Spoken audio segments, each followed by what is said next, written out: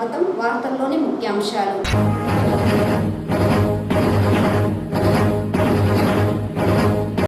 బక్రీద్ పండుగ పర్వదినాన్ని పురస్కరించుకొని అల్లా నామస్మరణలతో మారుమ్రోగిన చిత్తూరు నగరంలోని ఈద్గాలు భక్తి శ్రద్ధలతో బక్రీద్ పండుగను నిర్వహించుకున్న ముస్లిం సోదరులు.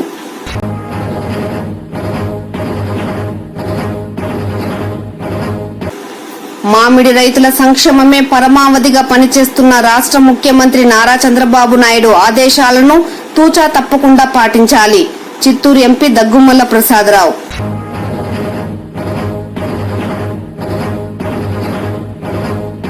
ఇంటర్మీడియట్ అడ్వాన్స్డ్ సప్లిమెంటరీ పరీక్షా ఫలితాలలో చిత్తూరు జిల్లా మెరుగైన ఫలితాలు సాధించింది. డిఐఈఓ శ్రీనివాసులు. వార్తల్లోని వివరాలు. బక్రీద్ పండుగను ముస్లిం సోదరులు అత్యంత భక్తి శ్రద్ధల నడుమ జరుపుకున్నారు. ముస్లిం సోదరులు జరుపుకునే అతిపెద్ద 2 పండుగలలో బక్రీద్ పండుగ ఒకటి. ఈ బక్రీద్ పండుగనే త్యాగాల పండుగ అని అంటారు. ఈ పవిత్ర పండుగను పురస్కరించుకొని చిత్తూరు జిల్లాలోని ముస్లిం సోదరులు పవిత్ర స్నానాలు ఆచరించి ఈద్గాలో ప్రార్థనలు నిర్వహించారు. అలాగే గొర్రె పిల్లలు, ఒంటెలను బలిదానం చేసి పండుగ చేసుకున్నారు. బక్రీద్ పండుగతో చిత్తూరులోని ఈద్గాలు అల్లా నామస్మరణలతో హోరెత్తింది. ముస్లిం సోదరుల పవిత్రమైన పండుగలలో రంజాన్ తర్వాత బక్రీద్. ఈ పండుగను ఇస్లాం క్యాలెండర్ కాలమానం ప్రకారం 12 నెలలలో ముస్లిం సోదరులు ఘనంగా జరుపుకుంటారు. బక్రీ అంటే జంతువు, ఈద్ పండుగ బక్రీద్ అంటే జంతువుల పండుగ అని అర్థం కూడా వస్తుంది. ఈ పండుగ పరమార్థం త్యాగ నిరతితో పాటు మనోవాంఛ, స్వార్థం, అసూయ, రాగద్వేషాలను విడనాడి మానవత్వాన్ని వెదజల్లేలని పవిత్ర ఖురాన్ గ్రంథంలో చెప్పినట్లు చారిత్రక నేపథ్యంలో ఉంది.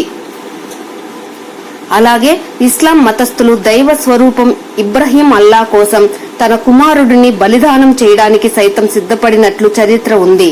ఈ నేపథ్యంలో ముస్లిం సోదరులు బక్రీద్ పండుగను త్యాగ నిరతిగా జరుపుకోవడం సాంప్రదాయంగా మారింది. ఇందులో భాగంగా శనివారం బక్రీద్ పండుగను చిత్తూరు జిల్లాలోని ముస్లిం సోదరులు ఘనంగా జరుపుకున్నారు. అలాగే నగరంలోని ప్రశాంత్ నగర్ మసీదు, గిరింపేట ఈద్గాలో ముస్లిం సోదరులు ప్రత్యేక ప్రార్థనలు నిర్వహించారు. దీంతో జిల్లాలోని మసీదులు, ఈద్గాల్లో అల్లా నామస్మరణలతో హోరెత్తింది. అలాగే బక్రీద్ పండుగ పర్వదినాన్ని పురస్కరించుకొని సోదర సోదరీమణులు, మత పెద్దలు బక్రీద్ పండుగ శుభాకాంక్షలు తెలియజేశారు. అలాగే ప్రభుత్వ కాజీతో పాటు చిత్తూరు ఎమ్మెల్యే గురజాల జగన్మోహన్, మాజీ ఎమ్మెల్సీ దొరబాబు, కాజూరు బాలాజీ, వసంతతో పాటు పలువురు టీడీపీ నాయకులు, కార్యకర్తలు తదితరులు పాల్గొన్నారు.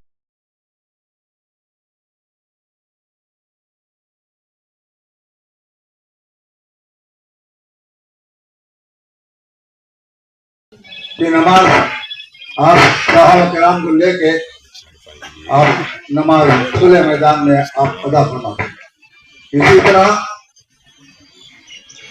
बकरी ईद में हुजूर अकरम सल्लल्लाहु अलैहि वसल्लम मस्जिद नबी को छोड़कर साहबा किराम की जमात को लेके आप खुले मैदान में नमाज ईद उल जुहा बारगाह इलाही में आप अदा करते हैं।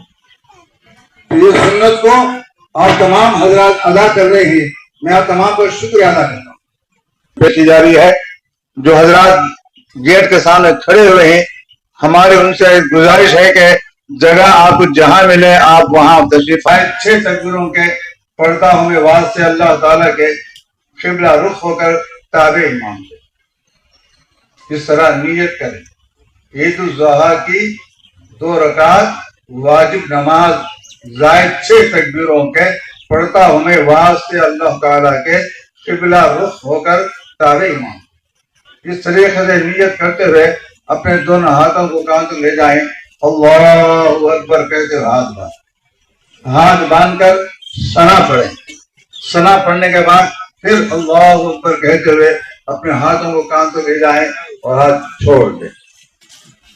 फिर तीसरी बार अल्लाह अकबर कहते अपने हाथों को कांधे ले जाएं और छोड़ दें।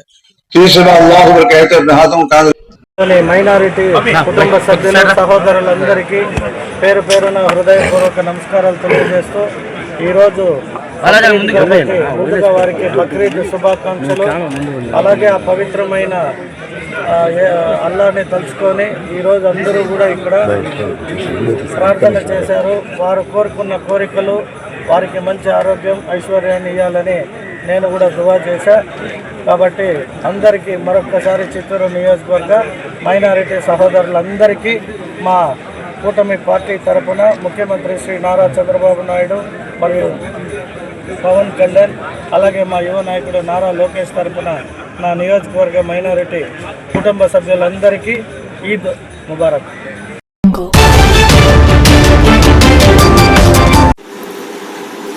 మామిడి రైతుల సంక్షేమమే పరమావధిగా పనిచేస్తున్న రాష్ట్ర ముఖ్యమంత్రి నారా చంద్రబాబు నాయుడు ఆదేశాలను తూచా తప్పకుండా పాటించాలని చిత్తూరు పార్లమెంట్ సభ్యులు దగ్గుమల్ల ప్రసాదరావు జిల్లా యంత్రాంగానికి ఒక ప్రకటనలో సూచించారు.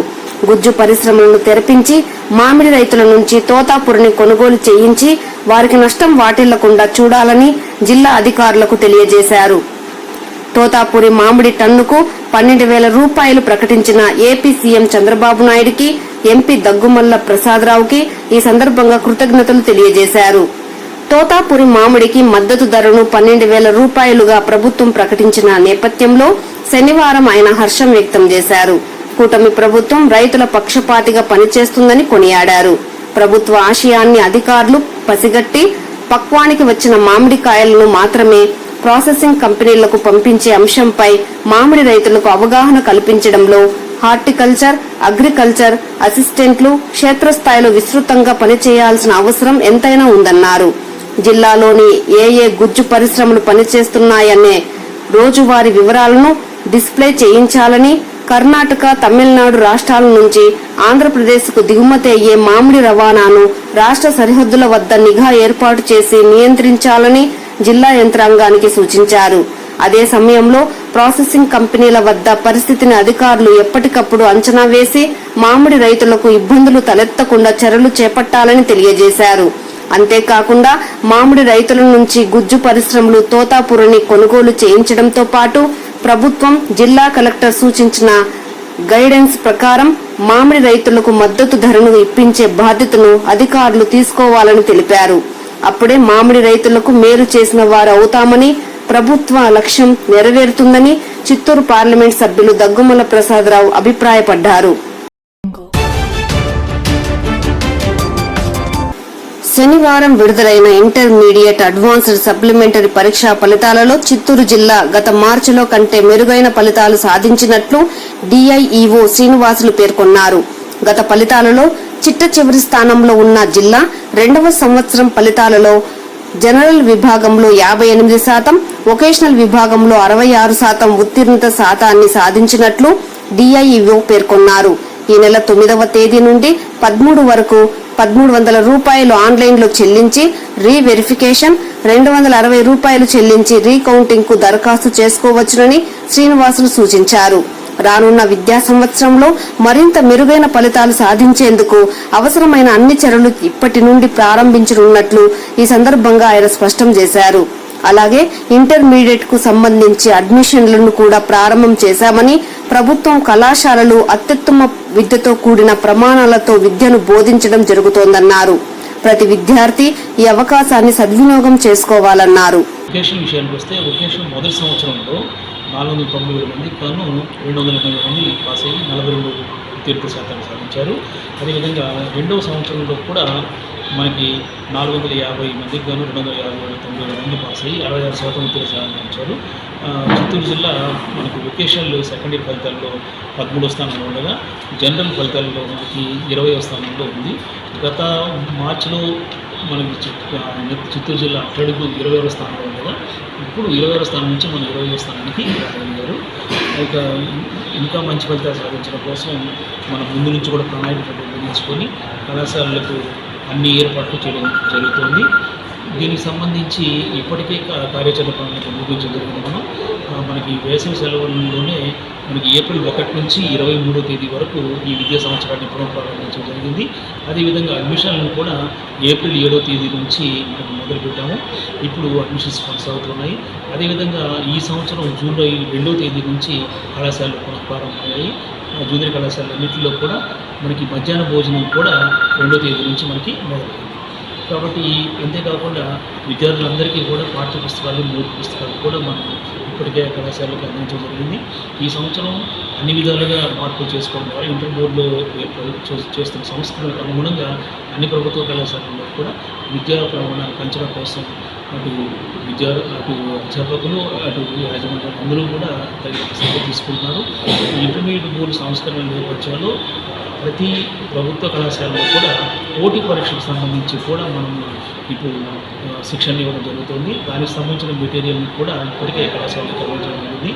అంతేకాకుండా పని గంటలను కూడా మనము ఇంతకుముందు 7 పీరియడ్స్ ఉండగా ప్రతిరోజు ఇప్పుడు 8 పీరియడ్స్ పెంచడం జరిగింది. అదే మరి టైమింగ్స్ కూడా గతంలో మనకి 9:30 నుంచి 4:30 వరకు ఉండే పరిస్థితిని ఇప్పుడు 9 నుంచి 5 వరకు తీసుకొచ్చిన 8 పీరియడ్ పరిస్థితి తీసుకురావడం జరిగింది. సో విద్యార్థులకి అన్ని చర్యలు తీసుకోవడం ద్వారా విద్యా ప్రమాణాన్ని పెంచడం, పిల్లల్ని జాతీయ స్థాయి పోటీ పరీక్షలకు అనుగుణంగా వాళ్ళని తరబిదు చేయడం కోసం ఇప్పుడు ప్రభుత్వ కళాశాలలో ఒక కసరత్తు మొదలైంది. దీని ఫలితాలు తప్పనిసరిగా భవిష్యత్తులో ఆశాజనకంగా ఉంటారని చెప్పి భావిస్తాను. ఫలితాలలో సంతృప్తి చెందని విద్యార్థులు, మార్కులు తగ్గాయని కానీ మార్కులు సరిగ్గా రాలేదని కానీ అనుకుంటున్న విద్యార్థులు వాటిని రీకౌంటింగ్, రీవెరిఫికేషన్ ద్వారా సరిచూసుకోవడానికి అవకాశం ఉంటుంది. ఈ నెల 9వ తేదీ నుండి 13వ తేదీ వరకు రీకౌంటింగ్ కానీ రీవెరిఫికేషన్ కానీ విద్యార్థులు దరఖాస్తు చేసుకోవచ్చు. రీవెరిఫికేషన్కి దరఖాస్తు చేసుకోవాల్సిన విద్యార్థులు ప్రతి సబ్జెక్టుకి 1300 రూపాయలు కట్టాల్సి వస్తుంది. ఈ వీళ్ళకి రీవెరిఫికేషన్ తర్వాత ఆటోమేటిక్గా జెరాక్స్ కాపీ ప్రతిని కూడా వాళ్ళు పంపడం జరుగుతుంది, అందజేయడం జరుగుతుంది. అదేవిధంగా రీకౌంటింగ్కి 260 రూపాయలని చెల్లించి దరఖాస్తు చేసుకోవచ్చు. దీనికి గడువు 13వ తేదీ. ఈ నెల 13వ తేదీలోగా 9వ తేదీ నుండి వీళ్ళు అప్లై చేసుకోవాల్సిన పరిస్థితి.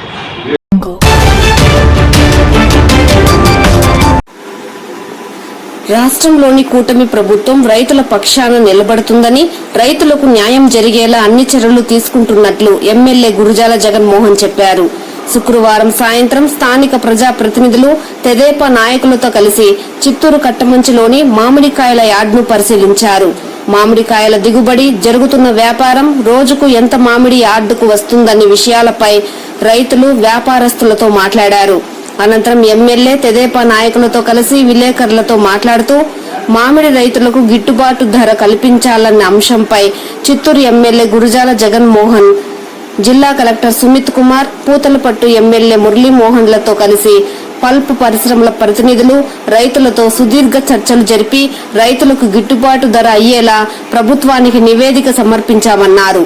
రైతు బిడ్డగా రైతుల కష్టం తెలిసిన ముఖ్యమంత్రి నారా చంద్రబాబు నాయుడు మామిడి రైతులకు న్యాయం చేయాలనే ఉద్దేశంతో తోతాపురి మామిడి కిలో 8 రూపాయలకు పరిశ్రమల వాళ్లు కొనుగోలు చేయాలని, 4 రూపాయల ప్రభుత్వ రాయితీ కలిపి 12 రూపాయలు అందించేలా నిర్ణయించారని, ఈ మేరకు వ్యవసాయ శాఖ మంత్రి అచ్చెన్నాయుడు ప్రకటన చేశారని, ఉత్తర్వులు త్వరలో విడుదలవుతాయన్నారు.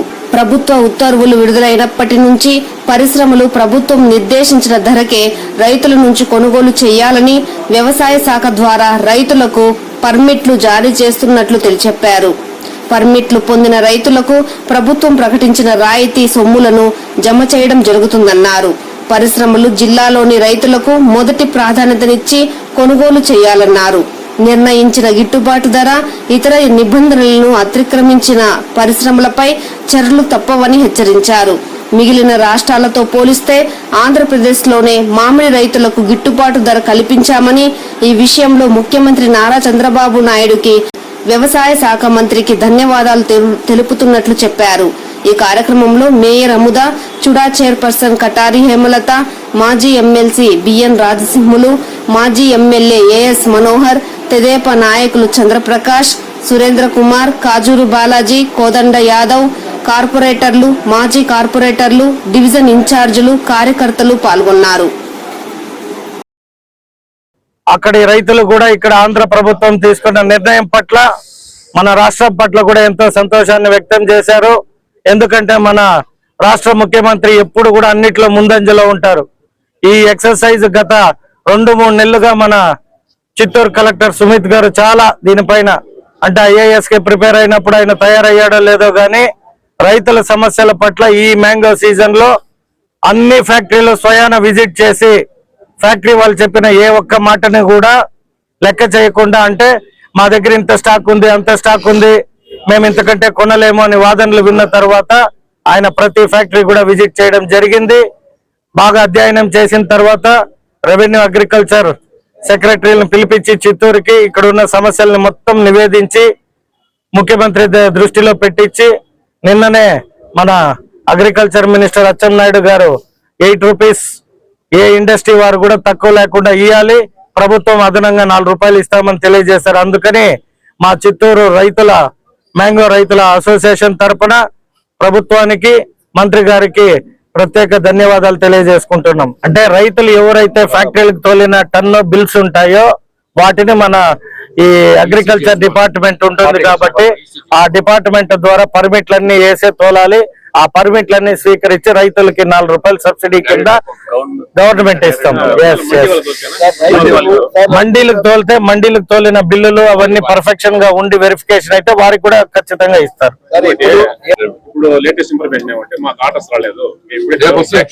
ఎప్పుడైనా కూడా వినండి, ఇప్పుడు మేము ఎలక్షన్ సమయంలో హామీలు ఇచ్చాం.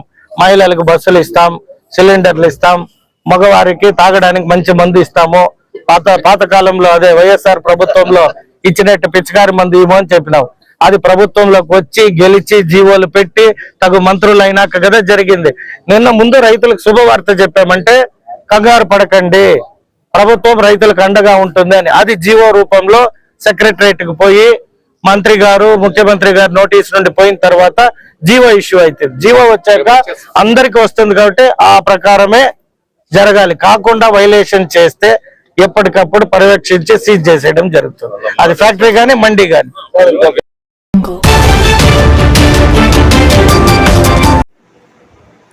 ఈ రోజు ఇంటర్మీడియట్ బోర్డు విడుదల చేసిన ప్రథమ సంవత్సరపు అడ్వాన్స్డ్ సప్లిమెంటరీ ఫలితాలలో స్థానిక విజయం జూనియర్ కళాశాల విద్యార్థులు అత్యుత్తమ ఫలితాలు సాధించి విజయకేతనం ఎగురవేశారని విజయం విద్యాసంస్థల అధినేత తేజోమూర్తి తెలియజేశారు. ప్రథమ సంవత్సరం ఫలితాలలో ఉత్తమ మార్కులు సాధించిన వారు ఎంపీసీ విభాగంలో రాజశ్రీ 470 మార్కులకు గాను 466, పవన్ కుమార్ 470 మార్కులకు గాను 466, ప్రణీత 470 మార్కులకు గాను 466, వేణి 470 మార్కులకు గాను 465, ధనవి 470 మార్కులకు గాను 465, విష్ణుప్రియ 470 మార్కులకు గాను 465, నాగవర్షిత 470 మార్కులకు గాను 465, బైపీసీ విభాగంలో జోష్న 440 మార్కులకు గాను 429 మార్కులు సాధించి ఎంఈసీ విభాగంలో డింపుల్ భవ్యశ్రీ 500 మార్కులకు గాను 492, సిఈసీ విభాగంలో సోమంత్ కుమార్ 500 మార్కులకు గాను 484 మార్కులు సాధించి ఈ ఫలితాలలో 450 కంటే ఎక్కువ మార్కులు 80 మంది, 400 మార్కుల కంటే ఎక్కువ మార్కులు 200 మంది విద్యార్థులు సాధించారని, ఇంతటి ఉత్తమ ఫలితాలు సాధించడానికి తమ కళాశాలలో అనుసరించే ఉన్నతమైన విద్యా ప్రమాణాలు మరియు బోధనా ప్రణాళికలు కారణమని తేజోమూర్తి అన్నారు. ఉత్తమ ఫలితాలు సాధించిన విద్యార్థులను విజయం అకాడమిక్ ఎగ్జిక్యూటివ్ డైరెక్టర్ శైలజామూర్తి మరియు కళాశాల ప్రిన్సిపల్ జీవరత్నం నాయుడు మరియు అధ్యాపక బృందం అభినందించారు.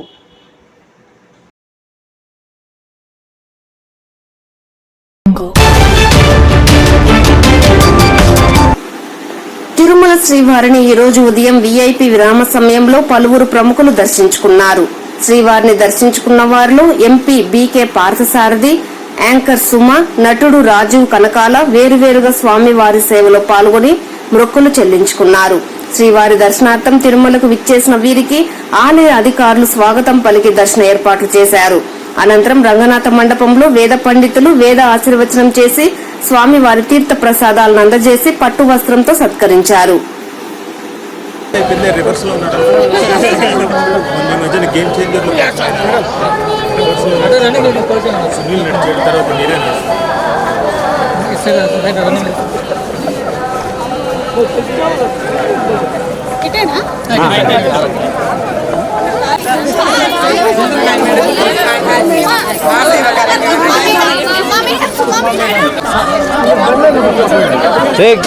ఫోటో అంటే